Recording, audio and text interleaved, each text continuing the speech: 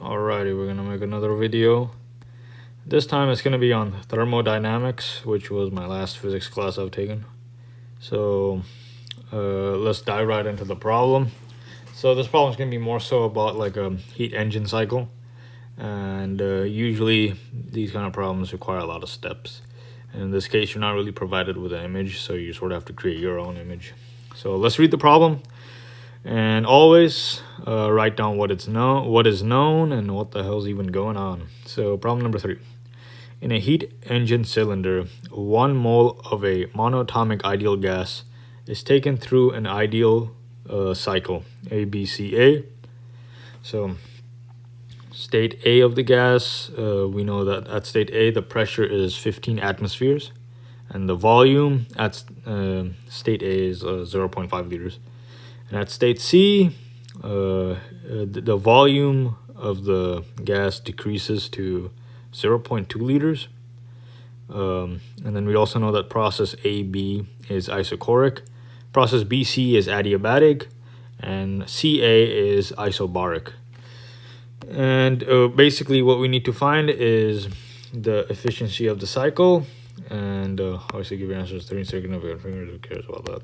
So for this problem, we need to know the equation for heat efficiency, which is, looking back at my equation sheet, it's work over QH, which is the heat, we can say the heat absorbed by the working substance. And we also know that work is, this equation can be rewritten as QH minus QC over QH, because we know that work is also just QH minus QC. QC is just the heat expelled by the working substance. And yeah, so beginning off this problem, we need to write down what is known. So we know we're working with 1 mole of an monatomic ideal gas. So that word monatomic is very important. That will again help us once we get to the adiabatic part. And obviously I'll just give you a brief overview of what isochoric, adiabatic, and isobaric is, assuming whoever's watching this video already knows what it is. But if you don't know, isochoric is when the volume is constant, and adiabatic is usually when there's no heat exchange done, and isobaric is when the pressure is constant. So those are some simple things you need to know. So monatomic. So for this problem, generally I'll try to construct like a pressure versus volume graph. It'll make it a lot easier to like visualize the whole process, because obviously there's a lot of information given. So pressure versus volume graph. Well, the units we'll be using is liters and atmospheres in this case. And so let's get going. So at state A, we can just mark any arbitrary point on this graph. State A is assuming the pressure is 15 atmospheres and then 0.5 liters. And actually I'll move it a little bit over here. So we can just mark these as PA and then VA. So that way. And also let's write down some of the information. So pressure at A is 15 atmospheres, and the volume at A is 0.5 liters. My iPad's being stupid. Okay, so we know that. And then state C, we know that the volume decreases. State C is 0.2. And yeah, okay, let's get going from there. So state A, so it goes through a cycle, A, B, C, A. So state A.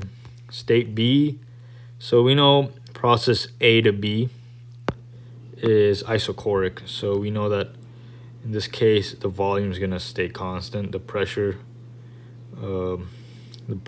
will be changing. It doesn't say whether it's going up or down I guess it doesn't really matter. So I guess we can just say, in this case, let's just say it's going down for right now. And then process B, so this is process B. Process B to C is adiabatic. So most likely it's going to be like some curved shape. So we could say, so if AB is isochoric, A to B, volume is constant, okay. And then B to C, and then C to A is okay, that makes sense. So if B to C is adiabatic, you can just draw, because there's just going to be a curved path. So we know it's going to go here like this. Let me draw some arrows. That's A to B. A to B is isochoric. Again, I don't really know if it's going up or down. I'm just assuming it's going down for right now. Yeah, even if you guessed if it was going up, along the process, you'll realize that it's going down. So we know B to C is going to be adiabatic. Well, usually when it's an adiabatic process, it's usually like a curved shape. So this is adiabatic. iPad is tweaking. And then C to A is isobaric. Pressure is constant. So that one's simple to draw. Let's just see. So we know that. So for this one, we know Q is equal to 0. That's adiabatic.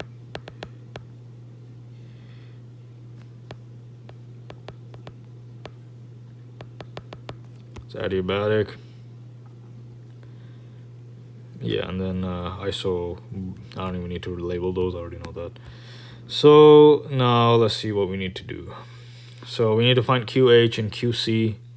Well, to find, obviously, since this actually helps a lot, knowing that this is adiabatic process, we don't have to find any Q for this whole chunk right here, but we will need to find like some information about these points. So so let's find out what QH is. So QH is going to be some heat absorbed. Anyways, let's to find any of the Q's, whether it's QH or QC, we need to use two equations. There's two equations for ideal gases, the constant volume and constant pressure. And basically, those two equations will help us figure out, obviously, which one's going to be like the heat absorbed by the working substance and the heat released by the working substance. Because we don't really know which one is the heat absorbed and heat released yet. I mean, unless we like maybe guess or something. But we really want to figure that out, using actual calculations. So we know for the constant volume, our equation that we'll be using is NCV delta T, and then for the constant pressure, I'll just write this. The heat equation is NCP dt, and then we know the constant pressure, molar mass, is going to be equal to CV plus R. Now, when I ask what is CV, so CV depends on obviously the degrees of freedom. Well, in this case, we're dealing with a monatomic ideal gas. For a monatomic ideal gas, usually for F over 2R, the F is equal to 3 because it has a, what's it called? It only has translational kinetic energy, and it's like 3 components right there. So that's just going to be 3 over 2. For monatomic, it's 3 over 2. Diatomic is 5 over 2. But since we're dealing with monatomic, it's going to be 3 over 2R. Now we know our CV.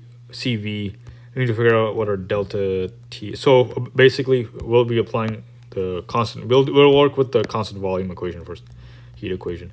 Obviously, for the constant volume heat equation, we'll be using the isochoric process because obviously, as you can see, the volume is constant, the pressure is changing.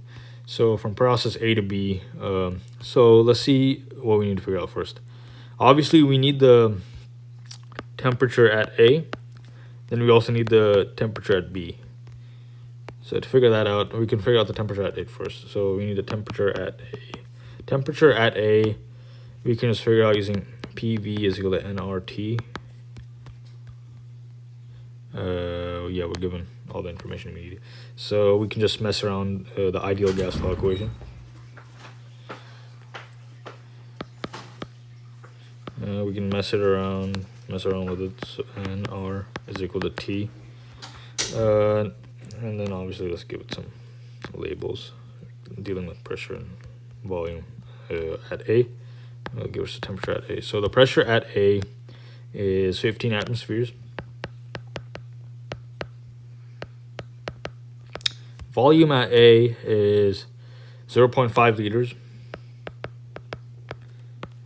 The mole is obviously just 1. And for this case, since we're dealing with atmospheres and liters, we have to use a slightly different R number. Well, in our case, since we're dealing with moles and liters, atmospheres and liters, our R value is 0.0821. It'd be different if we were using pascals and pascals and meters cubed, but in this case we're not. So 0.0821 liters, atmospheres, mole, Kelvin.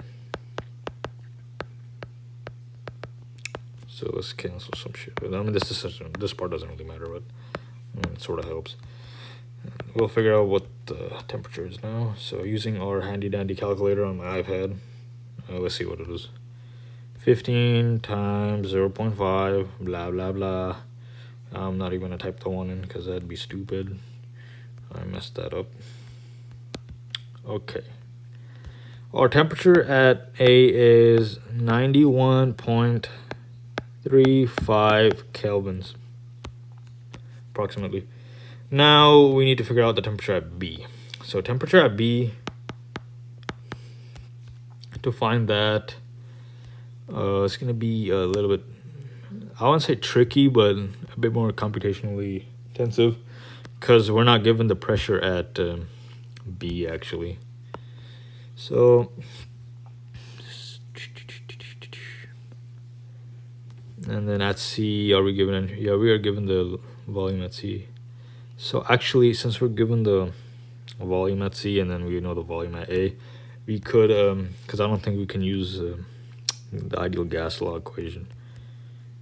We don't know the pressure, and we also, because we have two unknowns, we can't use the ideal gas law equation. So I think a better suited equation would be like the equation for the adiabatic process, which is just TV gamma, or the adiabatic constant minus 1 is equal to constant. Well, constant, I mean, it just means like it's from point A to point B, this whole value is just going to stay the same. So we'll be using this equation, the adiabatic process equation. So we can figure, so obviously, let's just give some labels. So to find the temperature at B, we need to know, we already know the volume at B, which is just the volume at A. So we can just write that. I'm just pointing right here because the volume is constant. So the volume at B, so we also, I'll just write it here. Volume at A is equal to volume at B. I'll just write this again. And also, what is the gamma value, or the adiabatic constant? So to figure out the adiabatic constant is just Cp over Cv. Cp is just the, we went back here, Cv over R. So we can expand it. Cv plus R. Well, this just, we can just rewrite it. Cv, which is equal to 1, plus R. R in this case, we'll be using 8.314. We're not going to be using the other one, the 0.0821. That's only in cases where you're dealing with atmospheres and liters. In this case, we're not dealing with atmospheres and liters. We're just going to use the 8.314 joules mole over Kelvin. Over our Cv value is just 3 over 2. 3 over 2R. Well, I guess these are just going to cancel out. It doesn't really matter. So 1 plus 2 over 3. which just equals, well, that's 3 over 3, this would be 5 over 3. That's going to be our gamma value for, what's it called, monatomic ideal gas. So in this case, it's asking us gamma minus 1. Gamma minus 1 is just going to equal 5 over 3 minus 1, which is just 2 over 3. Yeah, 5 over 3, yeah.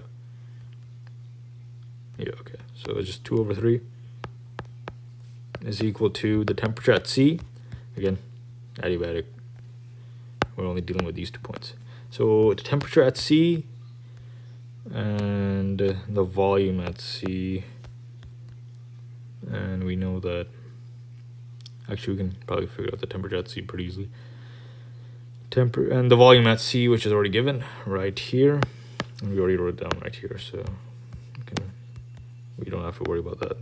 We got to figure out the temperature at C though. Temperature at C, I'm pretty sure we can just use the ideal gas law equation. So PV is equal to nRCC. We know the pressure at C. Pressure at C is equal to the pressure at, because it's isobaric, is the same as pressure at A. So we can just write some stuff down. So 15 atmosphere, and then the volume at C is 0.2 liters, and then again 1 mole of gas. We're gonna have to use a different R value, 0.0821. I think it was like moles. Yeah, liter atmospheres mole Kelvin. I'm not gonna write it neatly, I don't care. That will give us our temperature at C, which is equal to, let's use our calculator again. Dude, this problem is gonna take forever. We're almost done. So it's 15 times 0.2, 1 mole times 0.0821. And now our temperature at C is 36.54 kelvins. That's our temperature at C, and we can plug it into this equation. So we just need to figure out what TB is. Let's move some stuff around. So TC, and we can sort of change this. So VC over VB, 2 over 3. Just use some basic algebra. And TC is just 36.54. And then we know VC is 0.2. And then VB, again, same as VA, which is just 0.5. It's liters, but they'll cancel out. And then we have 2 over 3. Again, use our calculator.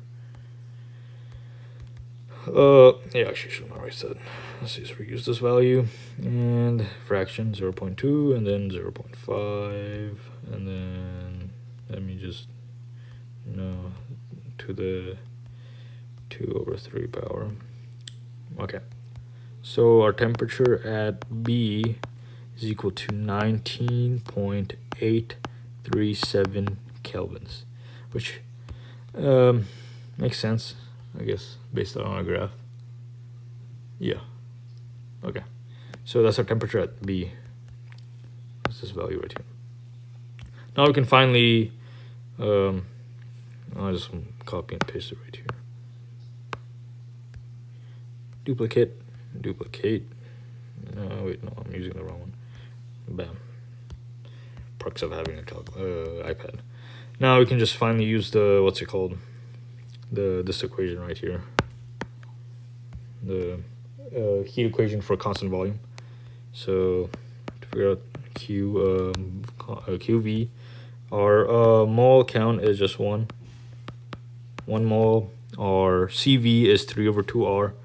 3 over 2, again, for this case, we use 8.314 joules mole over Kelvin. This will make sense because we're trying to find joules, not liters and atmospheres. Liter atmospheres, we're not trying to find that. Delta T is just, in this case, TB minus TA, final minus initial. So it's whatever that value is. So TB minus TA is going to give us our QV value. So if this value ends up being negative, which it most likely will be, that basically means that this is our QC value, because negative heat, basically a negative heat value means that heat is being expelled, and obviously we said that QC is just the heat expelled by the working substance. So let's multiply everything. 3 over 2, no, 3 over 2 times 8.314, and this value minus, what was our, there it is, TA. Everything looks correct, I think. Okay. Just checking something. Yeah, okay, that seems correct. So our value for the heat expelled is negative 891.8 86 joules. That's the heat expelled. So this is, since this is a negative right here, we know that's the heat expelled by the working substance. So this is our QC value. Now we just need to figure out QH, which, since obviously there's no heat exchange by the adiabatic, most likely our heat absorbed would be the isobaric process. Now, looking at our graph, actually, it makes sense why initially I guessed that the TB was over here. But if you had gotten this value, the negative, or like once you had figured out that our temperature is actually low at point B, you would have instantly made the conclusion that TB, or like the point B, belongs under point A, because obviously it's going to go into a state of lower internal energy. And obviously if it's lower internal energy and everything, let's say the volume is constant, that means it would have to be below point A, because point A has a higher internal energy, which is directly proportional to the temperature. And since this point has a lower internal energy, which means the temperature, basically this point has lower temperature, which is directly proportional to the internal energy, which means this point has to be below point A. Enough of the yapping now. Now, okay, this is not good. So let's figure out what QP is. QP is just 1 mole. Again, I'm just looking back here. This equation right here is going to be slightly similar, but also like slightly different. It's 1 mole. In this case, our CP value is different than the CV value. CP is CV plus R. So let's figure out what CP is. Well, our CV is 3 over 2R plus R, which is just 2 over 2R, which is just going to be 5 over 2R. That's our CP value for monatomic ideal gas. And our R is 8.314 because we're trying to get joules.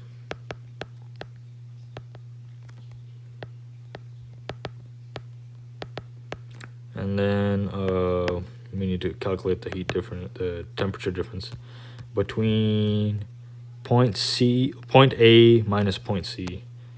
Well, we know the temperature at point A is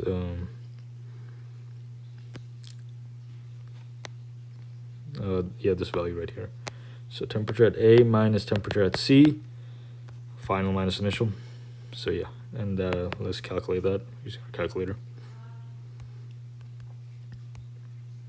1 mole times 5 over 2, which is our CP value, times 8.314, and temperature difference. So the temperature at A, this point, we need to calculate the final minus initial temperature. Temperature at A, we calculated initially, was this value minus temperature at C. Temperature at C was 36.54. Now let's get the difference over the calculation. Now we see this is a positive value, which makes sense considering this is going to be our QH, 39.25 joules of energy is absorbed by the working substance because this is a positive value, which is our QH. Now obviously when we're calculating work, we need to take into account that QC is going to be absolute value, just part of the equation. So let me fix this. There you go. Now let's calculate the work done. So the work done is going to equal this. Let's say subtract. Well, we're not subtracting technically. I mean, we're subtracting, but I guess in this case, since this is a negative value already, I mean, if you really want, let's just do something stupid, because then again, we are inefficient. We need the absolute value, so just multiply this by -1. Okay, so this absolute value, so QH minus the absolute value of, or absolute value of QC, we get this value, which is our work done by the working substance, 39 joules. Now QA, we basically, to find the efficiency, we just need to get this value. Actually, let's do something that's not going to work. This value divided by whatever QH is, or the heat absorbed, which is 1000 value. And there we go. That is the heat absorbed by the work, the heat absorbed, not the heat absorbed, the efficiency of our cycle, which is, let's pull this up, equal to 0.217. And yeah, 3 significant figures. So yeah, this is going to be our efficiency for cycle ABCA, or heat engine cycle. Yeah, so obviously this required a decent amount of work, but we got through it. And yeah, this video is probably hella long, but yeah, there you go.